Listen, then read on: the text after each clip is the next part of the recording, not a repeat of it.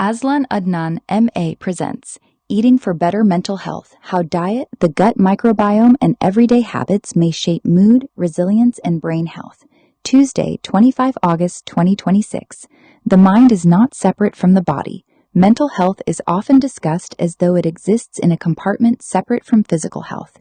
In reality, the brain is an organ embedded in the same biological system as the heart, immune system, endocrine system, and digestive tract. What happens in one part of that system can influence the others.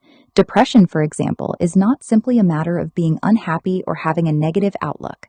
The World Health Organization estimates that about 5.7% of adults worldwide experience depression and describes it as a disorder arising from a complex interaction of biological, psychological, and social factors.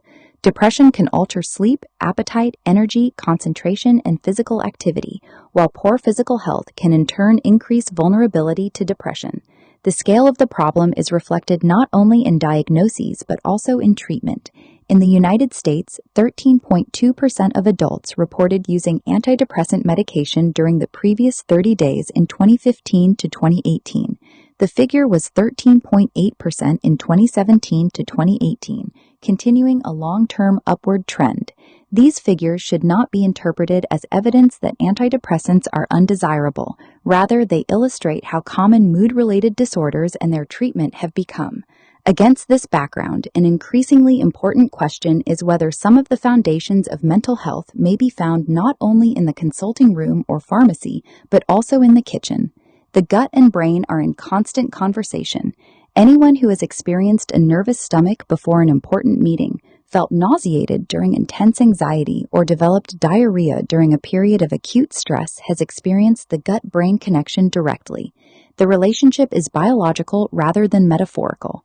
The gastrointestinal tract communicates with the brain through several interconnected pathways, including the vagus nerve, the immune system, endocrine signaling, and metabolites produced by intestinal microorganisms. Collectively, these interactions are commonly described as the microbiota gut-brain axis.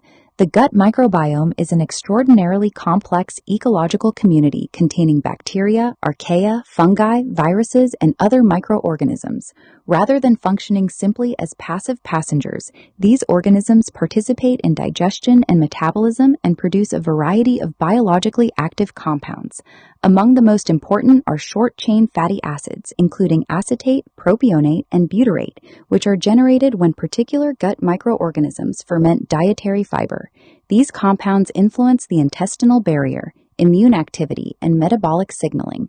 Other microbial products can interact with neurotransmitter pathways, tryptophan metabolism, and the stress response system.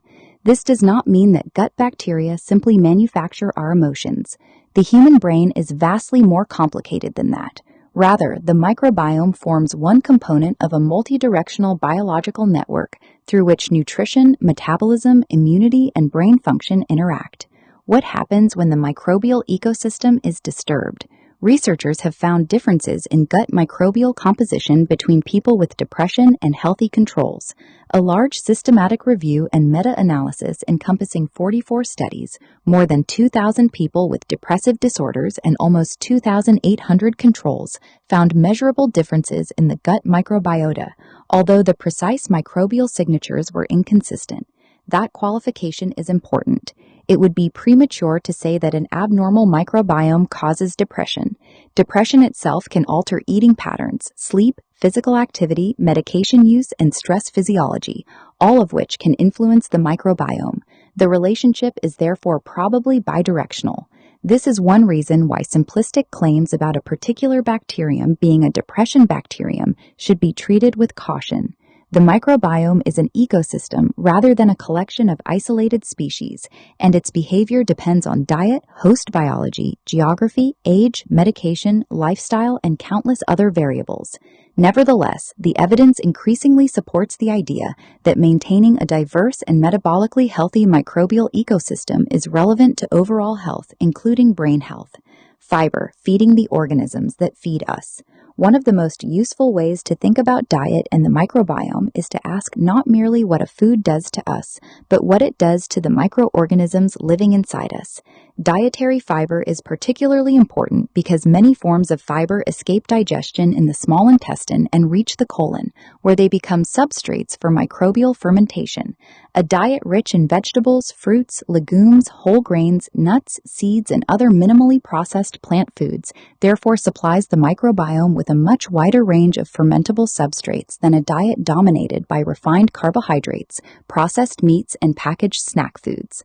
The resulting microbial metabolites can influence intestinal integrity and immune signaling and may affect communication between the gut and brain. This provides a plausible biological explanation for why dietary patterns may matter more than individual superfoods. A single food is unlikely to transform mental health.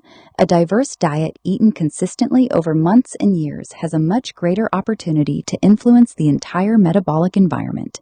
The Mediterranean pattern, promising but not a miracle cure. Among dietary patterns, the Mediterranean diet has attracted particular attention.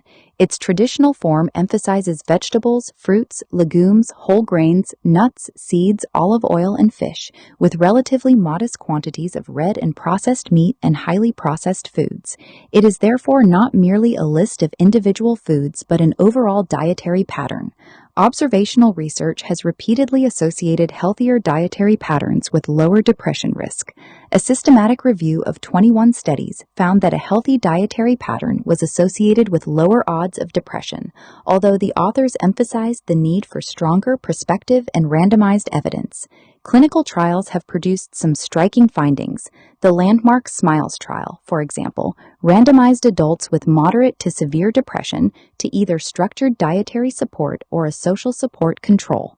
After 12 weeks, the dietary intervention group experienced substantially greater improvement in depressive symptoms, and remission occurred in 32.3% compared with 8.0% in the control group. Another randomized trial, HEALTHAMED, examined a Mediterranean-style dietary intervention among adults with depression and reported improvements in diet quality together with improvements in several mental health measures. But these findings should not be turned into the claim that the Mediterranean diet is a proven treatment for depression in everyone. A more recent systematic review and meta-analysis of randomized controlled trials found that the evidence remains uncertain. 5 trials involving 952 participants were included, and the investigators did not find a statistically significant overall effect of Mediterranean diet interventions on depressive severity compared with control groups. The certainty of evidence was judged to be very low for many outcomes. The appropriate conclusion is therefore neither that diet is irrelevant, nor that diet can replace psychiatric treatment. The evidence suggests that improving dietary quality may benefit mental health, but the magnitude of the effect and the people most likely to benefit remain subjects of continuing research. Ultra-processed food and the other direction. The modern food environment presents a very different biological challenge. Ultra-processed foods are generally industrial formulations containing combinations of refined ingredients, fats, starches, sugars, flavorings, emulsifiers, and other additives. They can be convenient, inexpensive, and highly palatable, but diets dominated by them tend to displace fiber-rich whole foods. Research has increasingly linked diets high in ultra-processed foods with adverse health outcomes. A 2024 review in Nature Reviews Gastroenterology and Hepatology concluded that there is increasing evidence connecting ultra-processed foods and food additives with disturbances involving the gastrointestinal tract, although the mechanisms and causal relationships remain under investigation. The psychiatric evidence is also suggestive. The American Psychiatric Association notes that diets centered on whole foods, including vegetables, fruits, beans, whole grains, nuts, seeds, olive oil, and fish, are associated with more favorable mental health outcomes, while diets high in processed foods, refined grains, and excessive sugar tend to show the opposite association. Again, correlation does not establish causation. People experiencing depression may be more likely to consume convenient processed foods because low mood, fatigue, and loss of motivation make shopping and cooking difficult. Depression can therefore influence diet just as diet may influence depression. This creates a potentially self-reinforcing cycle. The role of omega-3 fatty acids and micronutrients. The brain is metabolically demanding and structurally dependent on a continuous supply of essential nutrients. Omega-3 polyunsaturated fatty acids, particularly EPA and DHA, have attracted considerable attention because of their roles in neuronal membranes, cell signaling, and inflammatory pathways. Oily fish provides preformed EPA and DHA, while plant foods such as flax seeds, chia seeds, walnuts, and certain seaweeds provide alpha-linolenic acid, which the body can convert to EPA and DHA, although the conversion is limited. B vitamins, iron, zinc, magnesium, and other micronutrients are similarly important for normal neurological function. They participate in energy metabolism, neurotransmitter synthesis, methylation, antioxidant defense, and numerous enzymatic reactions. But this does not mean that taking large quantities of supplements will necessarily improve mood. Nutrient sufficiency is fundamentally different from pharmacological dosing. Unless a deficiency or increased requirement exists, more is not automatically better. The most rational strategy is therefore to obtain nutrients predominantly through a varied dietary pattern and investigate genuine deficiencies when there is a clinical reason to do so. Fermented foods and the microbial ecosystem. Fermented foods offer another intriguing component of the gut-brain story. Traditional foods such as yogurt, kefir, kimchi, sauerkraut, tempeh, and other fermented products can contain living microorganisms or their metabolites, depending on how they are produced and stored. Their potential value is not simply that they contain good bacteria. Fermentation can alter the food matrix, produce bioactive compounds, and potentially interact with the resident microbiome. Nevertheless, fermented foods should not be confused with probiotic supplements.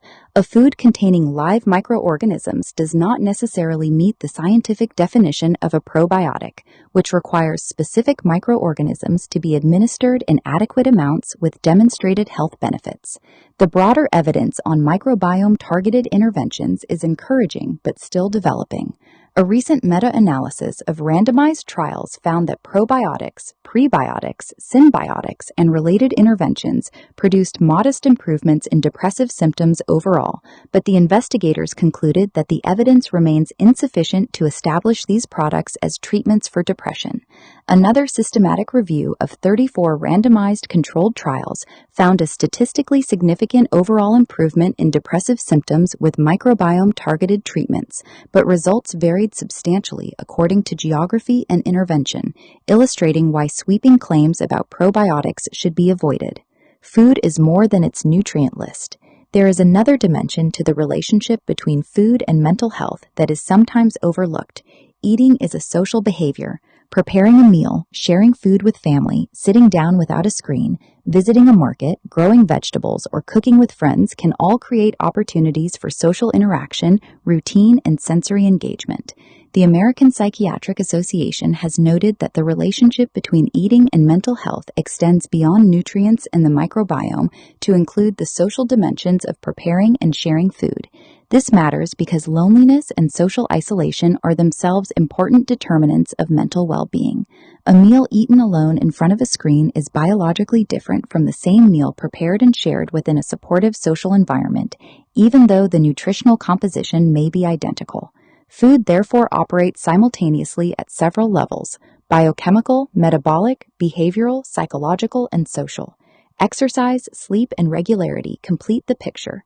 It would be a mistake to isolate nutrition from the rest of lifestyle medicine. Physical activity influences mood through multiple mechanisms, including neurotransmitter signaling, stress regulation, sleep, and metabolic health. Sleep, meanwhile, is fundamental to emotional regulation, memory, and cognitive performance. Regular eating and sleeping patterns may also provide useful structure for people whose mood has become disrupted. The WHO specifically recommends maintaining regular eating and sleeping habits, staying socially connected, and exercising regularly as part of self-care for depression. This suggests that the most sensible approach is not to search for a single mental health food, but to build an environment in which the brain and body are repeatedly supplied with conditions favorable to resilience. A practical way to eat for mental well-being. The practical message is remarkably simple. Make plants the foundation of the diet. Eat a wide variety of vegetables and fruits. Include legumes regularly. choose intact or minimally processed whole grains where appropriate, eat nuts and seeds, use healthy unsaturated fats, include sources of omega-3 fatty acids, incorporate fermented foods if they are tolerated, drink sufficient water. At the same time, gradually reduce dependence on ultra-processed snacks, sugary drinks, refined carbohydrates, and heavily processed meats.